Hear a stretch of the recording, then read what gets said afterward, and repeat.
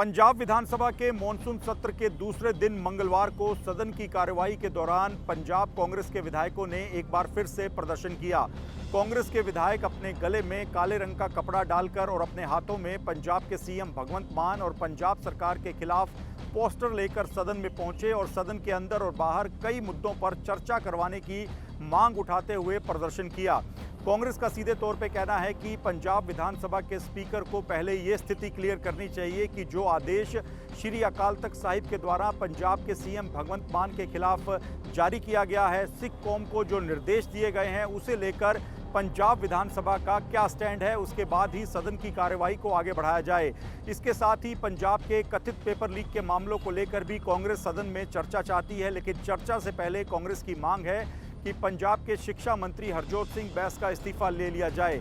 इन मुद्दों को लेकर कांग्रेस ने सदन के बाहर प्रदर्शन किया और सदन के अंदर भी कार्रवाई के दौरान इन मुद्दों को उठाने का प्रयास किया।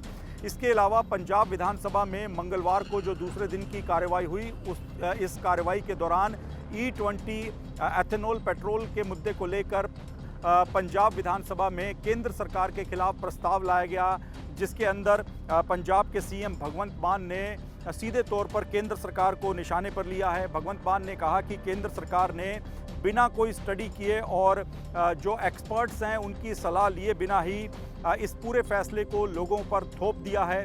E20 एथेनॉल पेट्रोल की वजह से लोगों की गाड़ियां खराब हो रही हैं, गाड़ियों की माइलेज पर असर पड़ रहा है, लेकिन इसके बावजूद एक व्यापारिक समझौते के तहत जानबूझकर केंद्र सरकार ने अपना फैसला देश के लोगों पर थोप दिया है।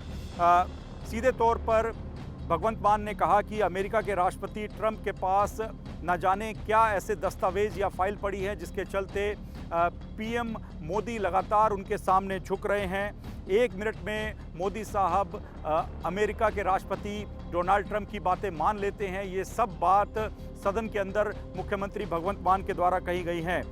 तेल कहां से खरीदना है इसे लेकर भी जो अमेरिका का लगातार इंटरफेरेंस भारतीय सरकार के कामकाज में होता है, ऐसे आरोप भी मुख्यमंत्री भगवंत मान ने सदन में लगाए हैं। सीधे तौर पर प्रस्ताव पेश करते हुए पंजाब सरकार की ओर से पंजाब के वित्त मंत्री हरपाल चीमा ने कहा है कि E20 में काफ़ी खामियां हैं, लेकिन इन खामियों के बावजूद केंद्र सरकार ना जाने किस वजह से E20 एथेनॉल पेट्रोल का जो फैसला है उसको जनता पर थोपना चाहती है, जिसके बाद केंद्र सरकार के खिलाफ इस प्रस्ताव को विधानसभा ने पारित कर दिया है और इस प्रस्ताव को पंजाब के राज्यपाल के साथ ही राष्ट्रपति और केंद्र सरकार के पास भेजा जाएगा। पंजाब सरकार का कहना है कि E20 के मुद्दे को लेकर पंजाब सरकार देश और पंजाब के लोगों के साथ खड़ी है। ये आम जनता से जुड़ा मुद्दा है, इसी वजह से इस मुद्दे को लेकर केंद्र सरकार के खिलाफ प्रस्ताव पंजाब विधानसभा में लाया गया है। हालांकि बीते दिन अगर हम सोमवार की सदन की कार्यवाही की बात करें तो नीट परीक्षा लीक के मुद्दे को लेकर चर्चा हुई थी। जंतर मंतर पर जो छात्रों पर लाठीचार्ज हुआ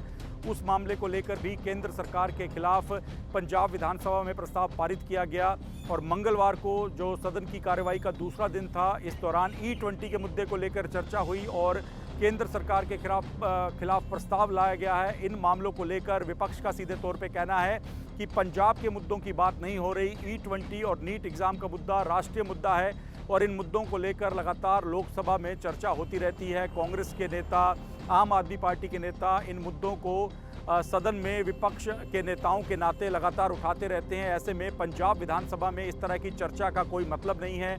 जो प्रस्ताव केंद्र सरकार के खिलाफ लाए जा रहे हैं उसका कोई मतलब नहीं है। जो पंजाब से जुड़े मुद्दे हैं उन पर चर्चा होनी चाहिए। तो कुल मिलाकर विपक्षी पार्टियां जिसमें कांग्रेस और बीजेपी शामिल हैं, उनका सीधे तौर पे कहना है कि पंजाब से जुड़े मुद्दों को लेकर मॉनसून सत्र में चर्चा होनी चाहिए, लेकिन पंजाब की आम आदमी पार्टी सरकार जानबूझकर E20 और नीट पेपर लीक जैसे मामलों पर चर्चा करवाकर पंजाब के मुद्दों से ध्यान हटवाने का प्रयास कर रही है।